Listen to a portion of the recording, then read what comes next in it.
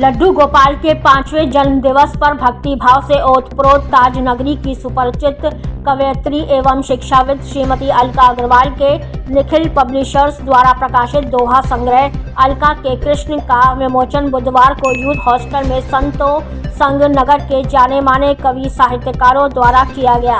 ललिता करमचंदानी, बबीता पाठक और कंचन चौधरी के मधुर स्वर में भगवान कृष्ण की भक्ति पर आधारित भजनों की रसधार ने सबको भाव विभोर कर दिया।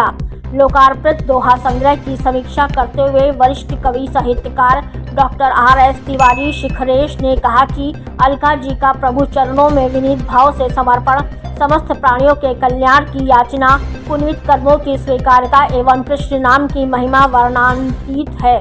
उन्होंने कहा कि भक्ति भाव से अनुगुंजित कवयित्री का मन अपने प्रभु में इस कदर रमा है कि उसकी हर व्यथा कृष्ण जी स्वयं हर लेते हैं। आगरा से अनीस सैफी की रिपोर्ट। क्योंकि ये जो विमोचन हो रहा है ना बुक का, ये अपने आप में बहुत अद्भुत और अनोखा हो रहा है। हम लोग सरस्वती जी के पुत्र हैं, पुत्री हैं, हम लोग लिखते हैं, लेकिन ये कान्हा जी की किताब है। इसमें कान्हा जी के दोहे हैं और इस किताब का नाम है अलका के कृष्ण। और ये सच में मेरे ही कृष्ण हैं, क्योंकि ये जो मेरे घर में आए हैं ये मेरे ही कृष्ण हैं। और इनके संग मेरी जो एक ट्यूनिंग बन गई है, एक जो इनसे मेरा रिश्ता बन गया है, माँ बेटे का रिश्ता बन गया है। तो हम इंसान हैं, हम इंसान रूप में इनसे कोई भी रिश्ता हम बांध लेते हैं। बात तब अनोखी हो जाती है जब ईश्वर हमसे रिश्ता बांध ले।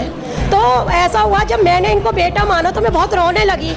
मैंने कहा मैं तो तुम्हारी माँ बन गई, तुम मेरे बेटे कब बनोगे।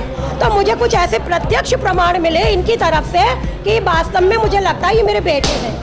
एक बार का किस्सा मैं आपके माध्यम से लोगों तक पहुंचाना चाहती हूँ। आस्था का जीता जागता एक नमूना उदाहरण जो मेरे संग घटा। एक बार जब रात को मैं इनको भोग लगाना भूल गई तो ये मेरे सपने में आए और मैं उन दिनों में ये कह के रोती रहती थी कि मैंने तुम्हें माँ मान लिया, तुम मुझे बेटा कब मानोगे। तो उस दिन ये हुआ कि ये भूखे सो गए और ये रात को सपने में आके रोने लगे, माँ मुझे भूख लग रही है।